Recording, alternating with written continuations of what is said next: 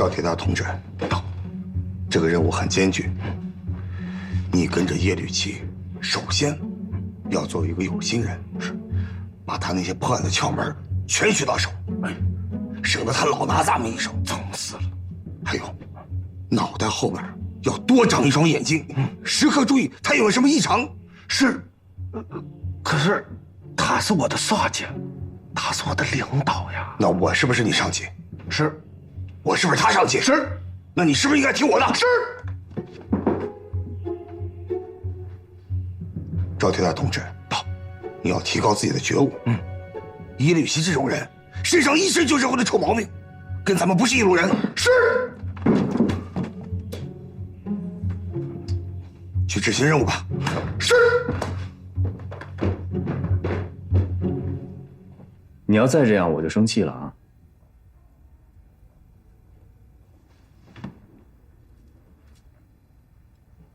就因为我妨碍你收那$5000了，是吗？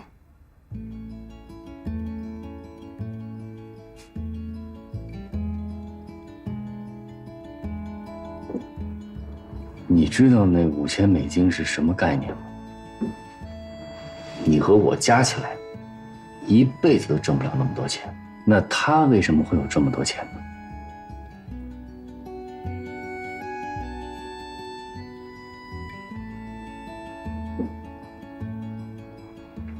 帮我个忙吧，帮我找一下盐城光复时期日本宪兵队的档案。哼哼。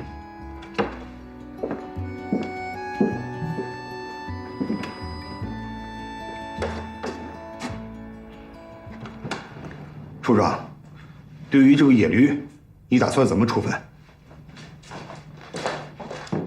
这个叶吕奇啊，他是在狡辩，但是他的行为呢，确实没有涉及到擅自释放在押犯。就是，他把人带到了咱们军管会，所以咱们还真拿不住他什么太大的把柄。他说的话你们也信啊？我不信，可是又驳不倒他，不是？小丸子确实是在咱们这儿找到的，这是个明摆的事实嘛。我听小许说，他是听说那个妓女要给他几千$，他才这么干的，而且还讨价还价半天。小孙啊，我们现在只是在猜测叶吕奇的动机，我们并没有任何真凭实据。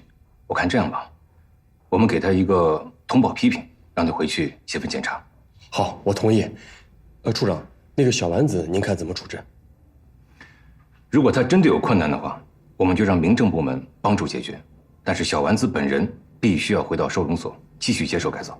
好，处长，通报批评，这太轻易放过他了。处长，我先去遣送小丸子，你们聊。老胡，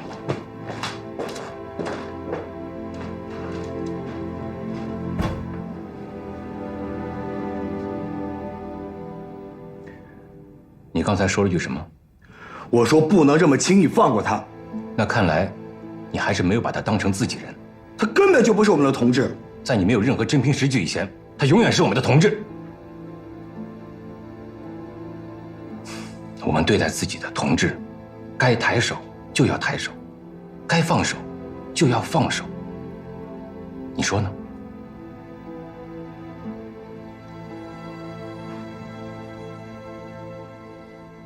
有困难为什么不向管教反映呢？你这样偷跑出去，你女儿的病情就能有好转了吗？对不起，对不起啊。3天禁闭吧。是，挺麻烦吗？走吧。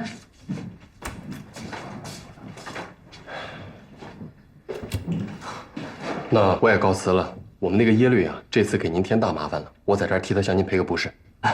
这小子上次捆他那一绳子还真不冤，下次他再来，我可得防着他点。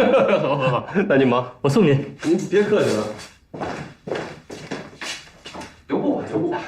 慢走啊，留步吧。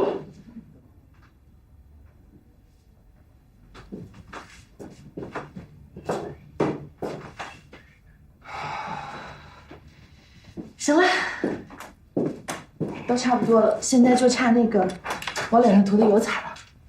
哎，你放心，只要把这个往脸上一抹，我相信他们看不出来谁是谁。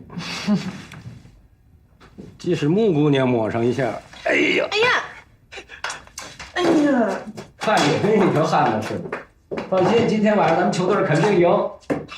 哎呦，哎呦，哎呦，哎，我，哎呦，啊。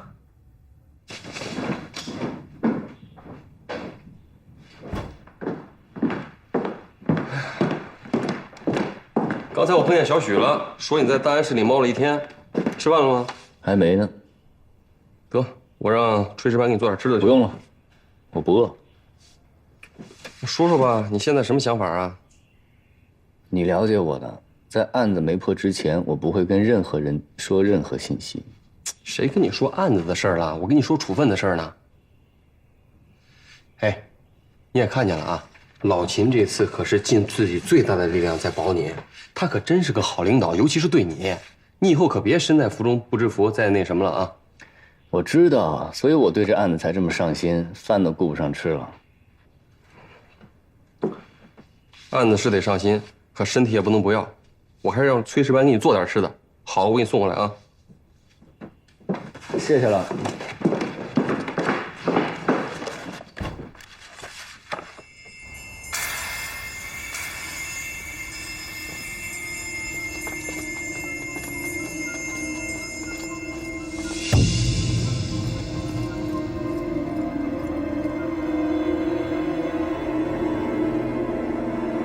求老天爷保佑我女儿早日康复！求老天爷保佑我女儿早日康复！求老天爷保佑我女儿早日康复！求老天爷保佑我女儿早日康复！求老天爷保佑我女儿早日康复！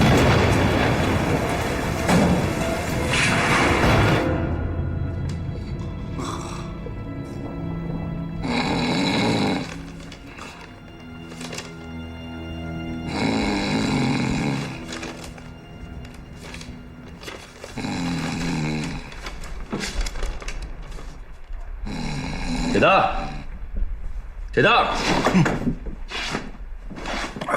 快回去睡觉。我不，你识字吗？是不去。不识字你在这干什么？这个，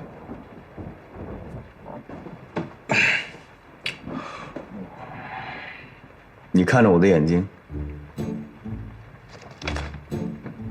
是不是有人叫你监视我？哎，你看你在说啥了？你是咱们组的组长，谁敢监视你了？要监视也是那些国民党特务监视。你觉得我会听那些国民党特务的指挥吗？那你为什么不去睡觉？这个，俺娘说来了，要想进步快，就得多和领导在一起。这个领导不上床，我就不上炕；这个领导不举杯，我自不能对应。俺娘还说来了，说我20岁以后就能遇见我生命中的贵人。我就见你就是。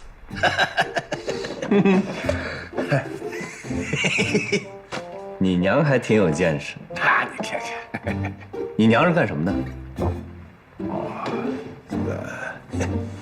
说出来怕你笑话。我笑你干什么？说。我娘是个算命的。啊？你看，你说你不笑，你又笑。我娘也是算命的。真的？真的。改天我带你去见见她。行。行。好，那你就陪着领导吧。是。铁蛋，去食堂给我弄点吃的来。行。那个，不许去普通灶，去干部灶。我就是食堂的，操，我比你在行。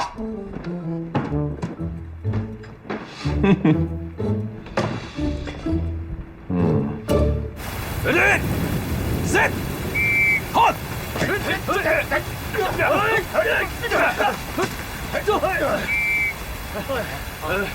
来过来，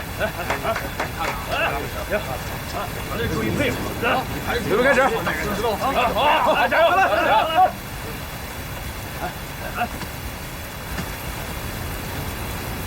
报告，进来。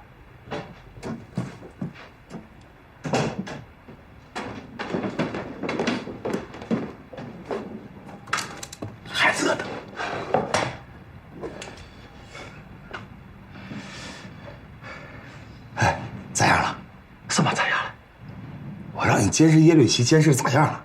哦，挺好的，没啥问题。没发现你吧？应该是没有。不过说句实话，这个耶律开军中的时候啊，真可怜了，眼睛也不眨，是水也不喝，咋看也不像那有问题的人呀。啊？铁大同志，你入伍这么多年了，你的政治觉悟去哪儿了？这资产阶级烙印是烙在骨髓里的。是。不过话说回来，他狐狸再狡猾，还不是逃不过咱们猎人。老孙，抓住活口了！4个家伙想趁着雨夜偷到银行，当场击毙2个，活捉了2个。太好了，马上突击审问。好。你的身份？保密局盐城站行动科少尉。马扶摇在哪儿？不知道。谁派你们抢的银行？我们科长。他人在哪儿？我也不知道。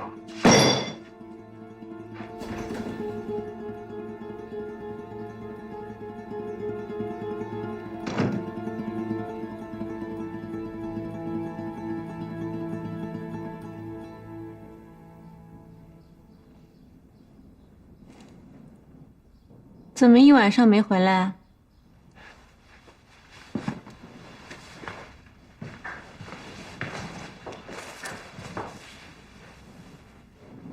说好了。我在问你呢，一晚上没回来干什么去了？昨天晚上演出结束后，橄榄会有一场比赛，我忘了跟你说了。后来雨下的实在太大了，我就在剧场将就了一夜，没别的事儿。反正别让我知道你在外面干些什么。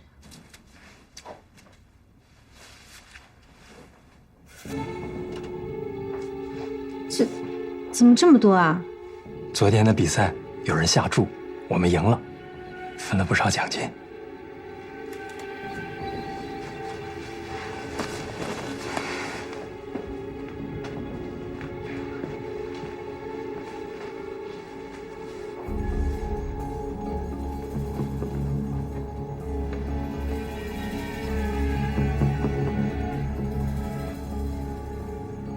谢谢啊。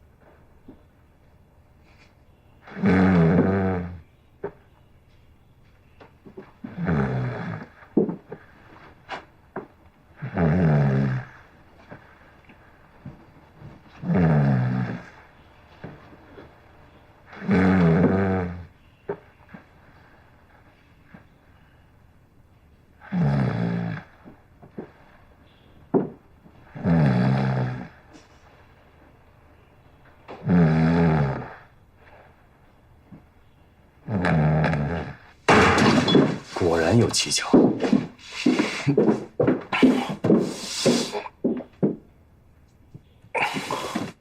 抢劫银行的的确是保密局盐城站的人，目的也是为了抢劫财物。可除此之外，其他的就一无所知了。审问记录我已经看过了，这2个人是最底层的特务，他们应该不会知道其他的事情。不过这一点倒是证明了季连才同志的推断，马扶摇现在的确急需弄钱。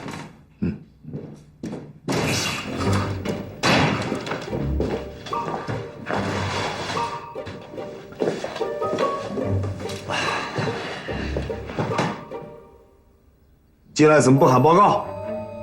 出去！耶律，你是不是有什么新的发现？孙组长，麻烦你回避一下。小僧啊，要不然你先出去一下吧，我来跟他谈。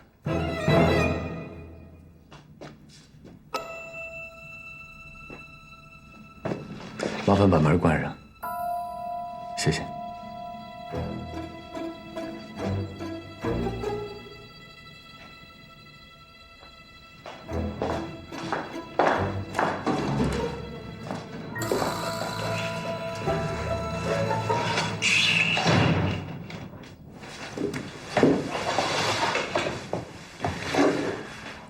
赶紧给我开一个证明信，把小丸子接出来交给我。说说看，你发现了什么新的线索？现在还不能跟你说那么具体。那这样的话，这个介绍信我不能给你改。那你要这样的话，这案子我就没办法管了。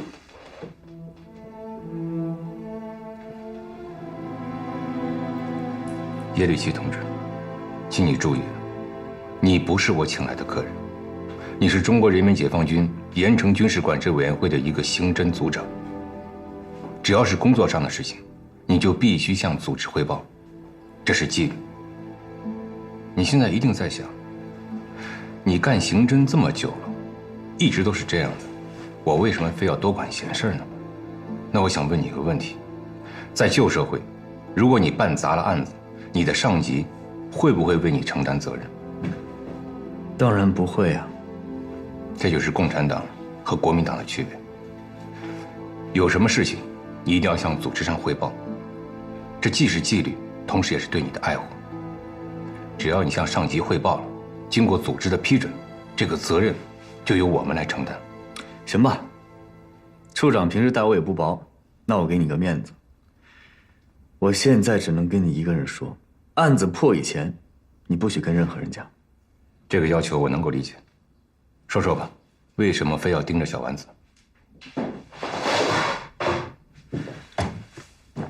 因为5000美金。你也在盐城做过地下工作者，应该知道美金的价值。如果按照当时的汇率，以你做教授1个月的薪水，能兑换多少美金？大概不到2块美金。那还只是市面牌价，而且国民党政府不允许民间拥有金银外币，它是有市无价的。所以在黑市的话，你1个月的薪水连1块美金都换不到。那倒是。你知道小丸子打算拿多少美金贿赂我吗？5000美金。哪儿来的？那有没有这种可能？小丸子没有这么多钱，他只是在虚张声势。他是干什么的？他还不了解咱们男人是那种不见兔子不撒鹰的动物吗？可我看过她的档案，她的丈夫是日伪时期的宪兵队长，这个钱很有可能是她丈夫搜刮的。你看问题太表面了。我花了1晚上时间查阅了所有敌伪的资料。她丈夫原本并不是军人，是个艺术家。他是因为抗战后期日军减员太大，扩大了招兵范围才来到中国。而且他又不会作战，所以才被分配到了盐城当宪兵队队长。从他上任到被击毙，一共不到3个月时间。假使现在小丸子真的有这么多钱，而且这5000美金还不是他的全部家当，不然他拿什么给他女儿治病？这么来算，她丈夫以前至少要1天搜刮50美金。别忘了，当时的盐城是战区，哪有那么多商人给他搜刮？所以你的意思是说，小丸子的钱来路不明？那么即便是这样的话，这和马富瑶有什么关系呢？小丸子和马富瑶并不认识。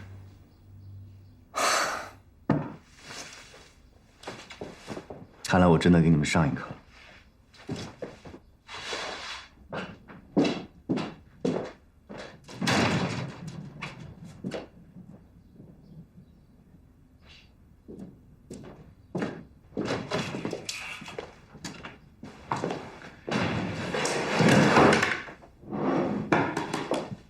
我们断案讲的是线索越多越好。有些线索一开始看起来是平行的，有些线索甚至是背道而驰的。突然有一天，这些所有的线索出现了交叉点，而交叉点的数量超过3个到5个的时候，这个案子就算破了。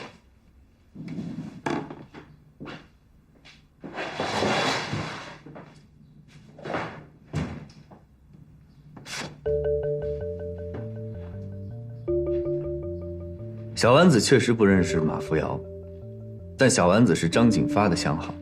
张景发死于谁手呢？马扶摇。那么张景发死了以后，张太太最要紧的事儿是什么？查询他的资产。而张景发竟然没有给他老婆留下任何资产。马扶摇现在最缺的是什么？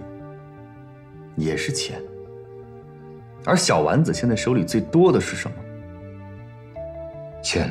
对了，所以我们要找到小丸子这些钱的来历，他就会给我们带来一大串的交叉点。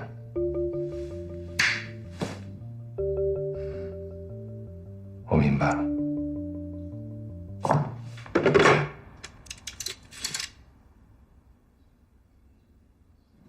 值班室吗？我是秦天明，马上开一个介绍信，让收容所把松下小丸子交给耶律齐同志带回来审查。好，就这样。你开我的车去吧，希望你这次手气没那么差。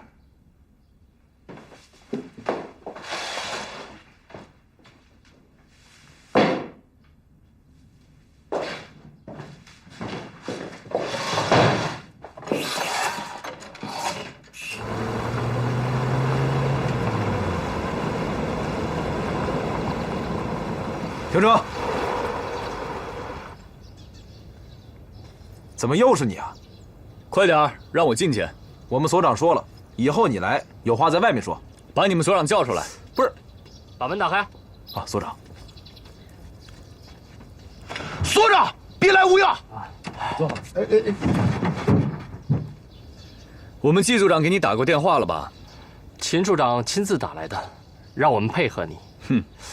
哎，你面子还真不小啊！怎么样，小丸子的精神状态怎么样？我关了他3天的禁闭，还没到期呢。直接去禁闭室吧。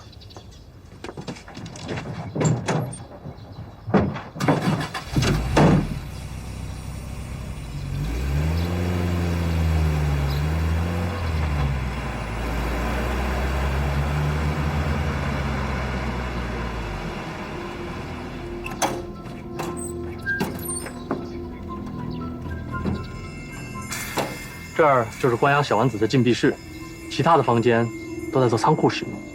真正的禁闭室只有这一间。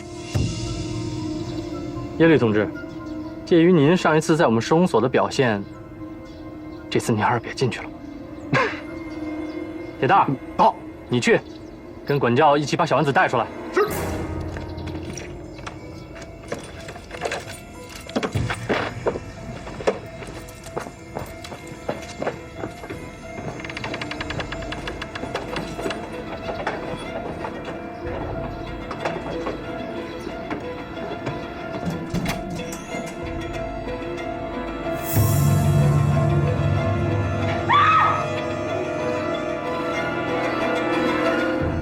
小心保护现场，不许让任何人进去。嗯。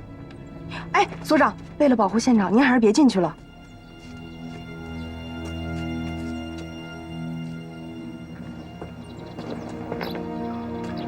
现场只有3行足迹，分别是铁蛋、女管教还有我的。除此之外，没有发现其他人的足迹。那如果真有凶手的话，难不成是他飞进来的？昨天是傍晚开始下雨的，如果凶手在下雨之前就已经藏在了现场，雨停之前又离开了现场，现场是不会有足迹的。不可能，傍晚的时候天还是亮的，收容所有这么多的岗哨，凶手怎么可能在众目睽睽之下来到我们的收容所呢？而且我们这里下午5点钟就关门了，他作案后又怎么离开呢？也许他根本不需要离开。你什么意思？如果是你们内部人呢？你不要血口喷人。禁闭室的钥匙就放在我的办公室，其他的管教根本没有可能拿到。而且你也看到了，这把锁好好的在这儿挂着，窗户是关的。你的意思是我进去杀害了在押人员吗？这把锁，就算在这儿挂着，不代表它没被开过。而且就这样的锁，我半分钟就打开了。如你所说，你也能打开？莫非要我们怀疑你吗？这上吊用的绳子是床单撕开之后拧成的，这床单是禁闭室里的公用床单。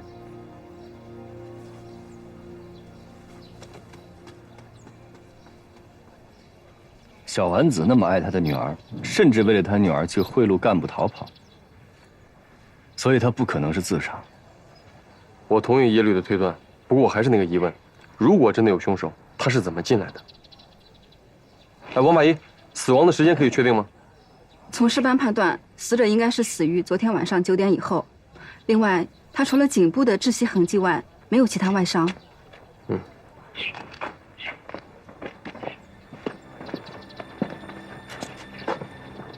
等会儿。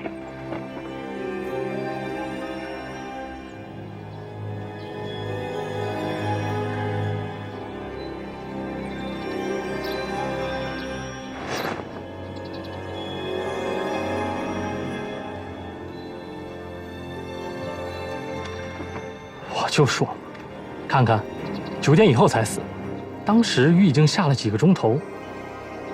禁闭室的周围又这么泥泞，如果是他杀的话，凶手是怎么进出禁闭室而不留下足迹的呢？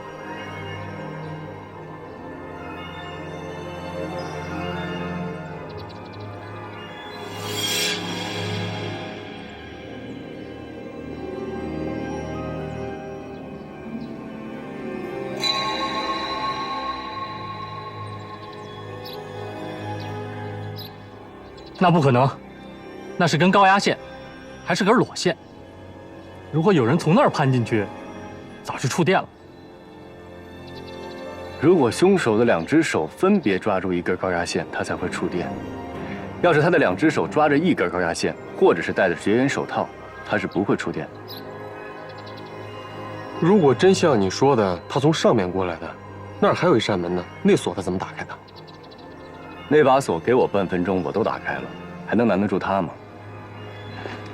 可你看这高压线这么细，能经得住一个人的重量吗？经不经得住，试试就知道了。光是看这高度，就有点不太可能了。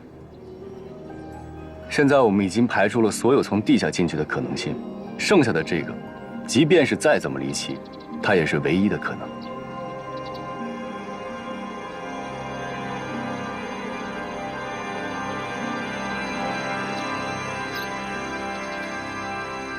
你要的绝缘手套。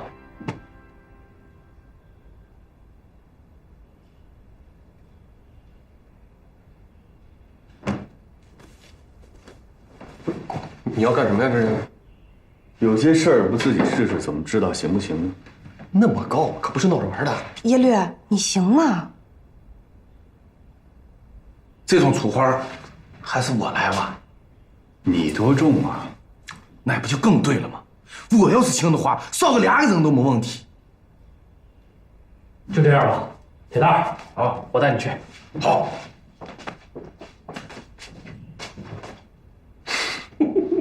走。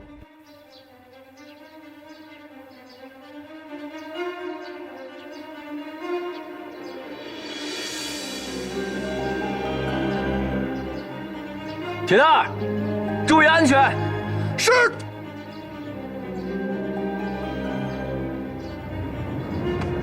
怎么样，连铁蛋儿都能上去？加上那天晚上下着大暴雨，能见度又低，凶手是完全有可能用这种方式潜入作案。我怎么看着那么悬呢？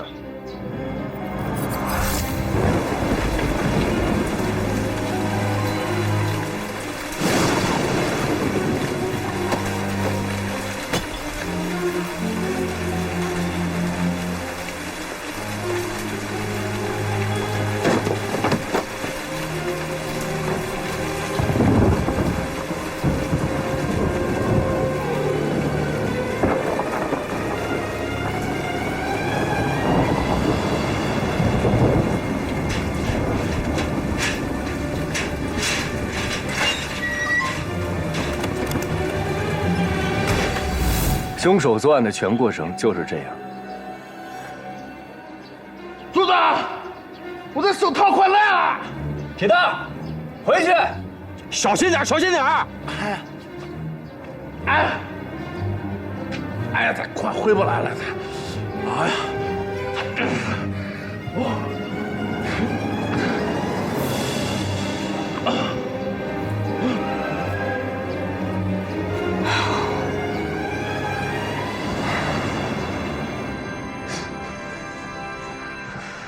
琳达，这已经是最好的绝缘手套了，破损成这个样子，如果有人戴着手套从高压线爬过来，在电线上一定会留下手套的纤维。老季说的对，裴大啊，你先休息着。哎，走，咱们去现场看看。好，辛苦了。死了，好久不见。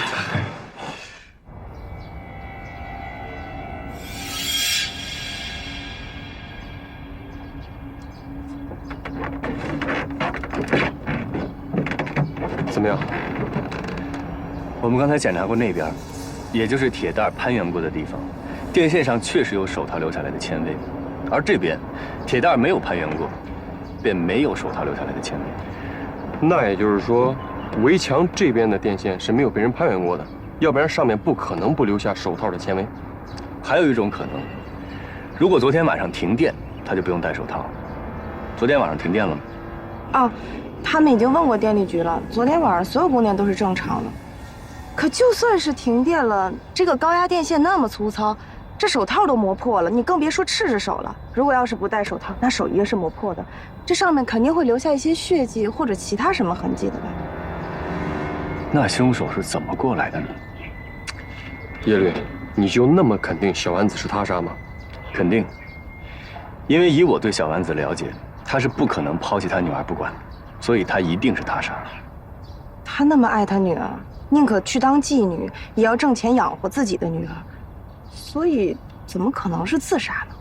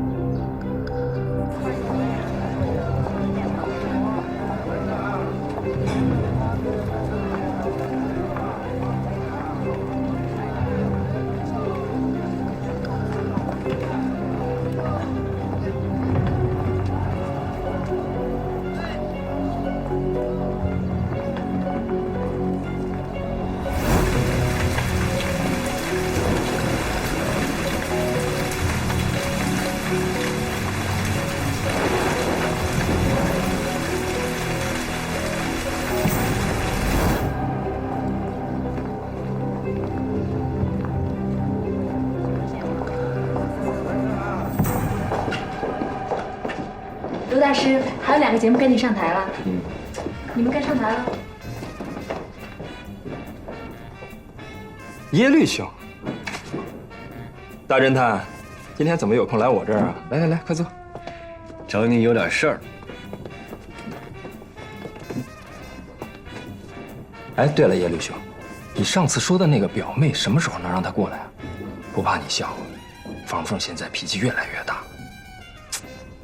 卢兄啊，这个忙我估计帮不了你了，人家母亲病了，回老家了。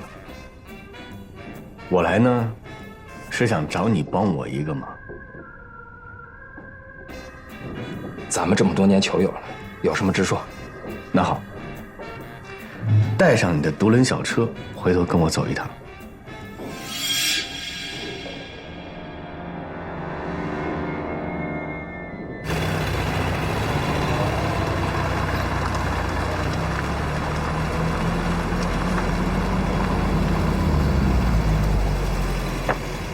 耶律同志，秦处长在里面等你了，进去吧。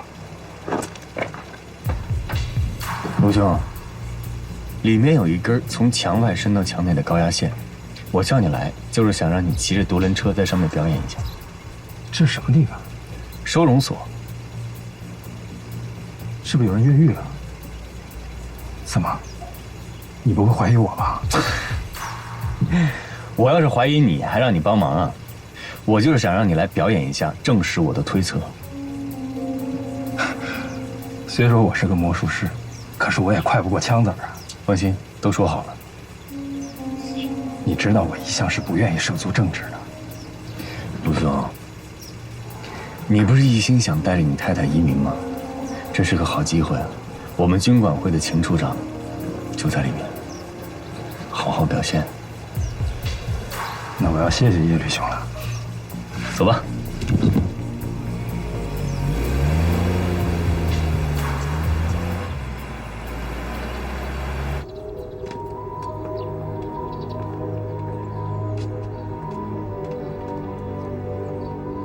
来吧。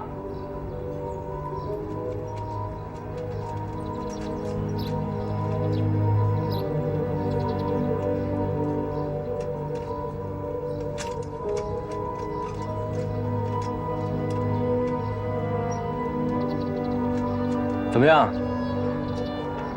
当天凶手如果穿一身黑衣服，在雷雨交加的夜晚，完全可能用这种方式秘密地潜入收容所。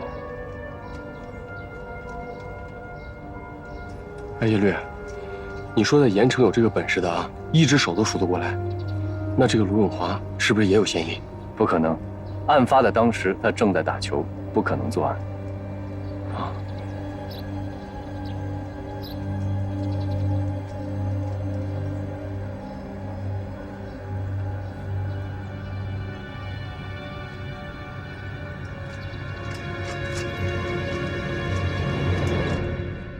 辛苦了，卢先生，谢谢你配合我们。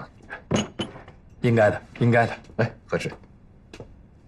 卢先生，有个事想跟您请教一下啊，在盐城，有您这种本事的还有谁啊？啊，您不用顾虑。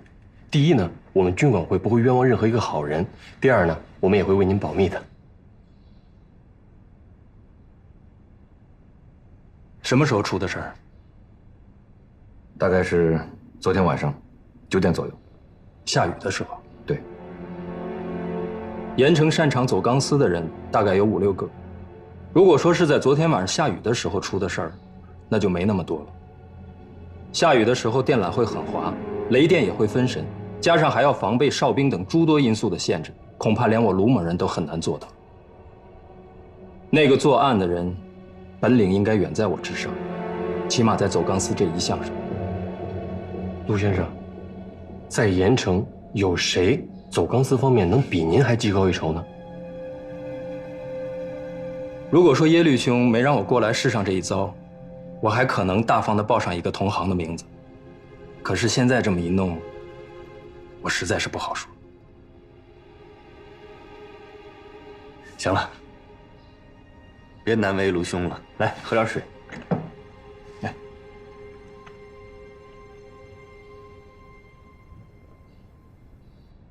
哎，卢兄，你不是有件事要？哦，秦处长，在下有一个不情之请，希望秦处长能关照。有什么事儿，你就直接说吧。家父已是耄耋之年，眼下因为不愿意与台湾那些人同流合污，所以孤身客居在香港。我早已提出了赴港申请，如果可能的话，请秦处长多多关照。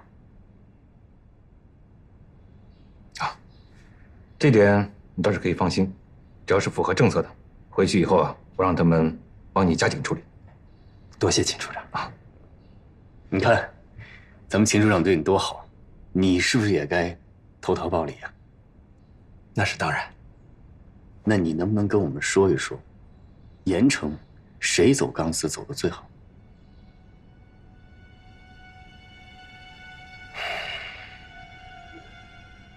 如果说巴比哪吒肯屈居第2，我想，没人敢自称第1。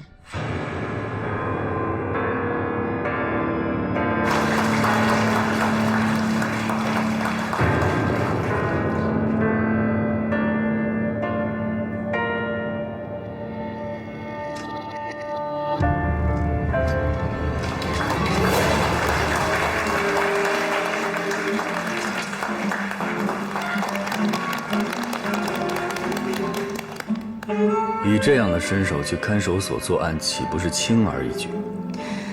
可是我们不能因为人家有这个本领，就武断地认为他是凶手。哦，当然不会。但是有一个怀疑对象，总比漫天撒网强吧？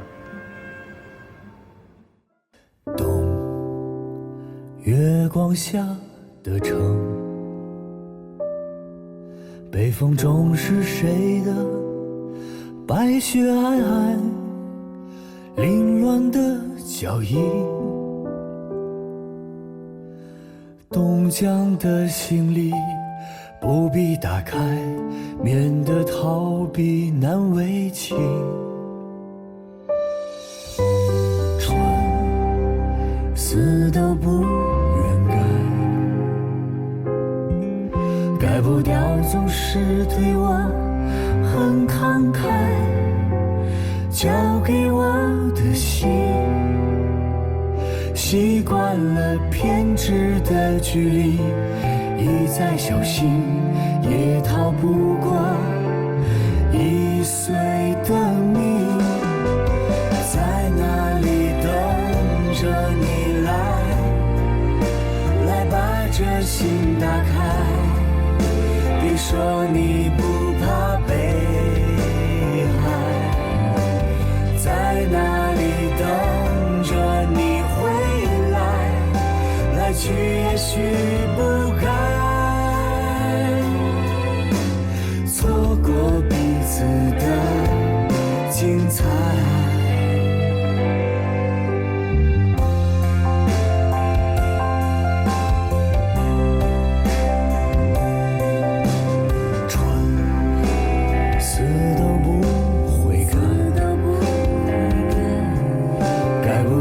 总是对你很慷慨，交给你的心，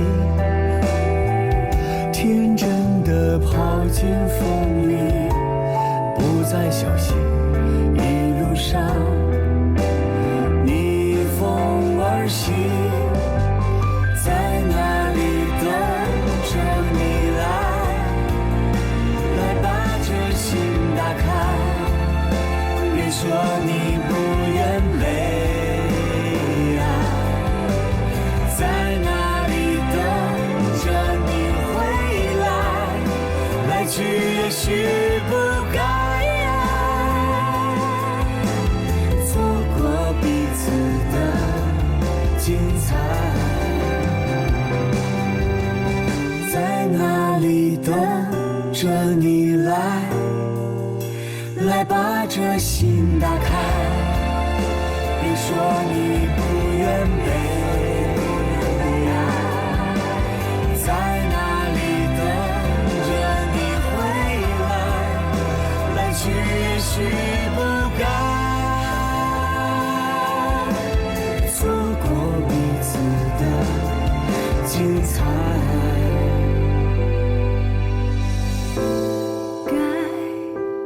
或是不该，那么一定是精彩，精彩的不该。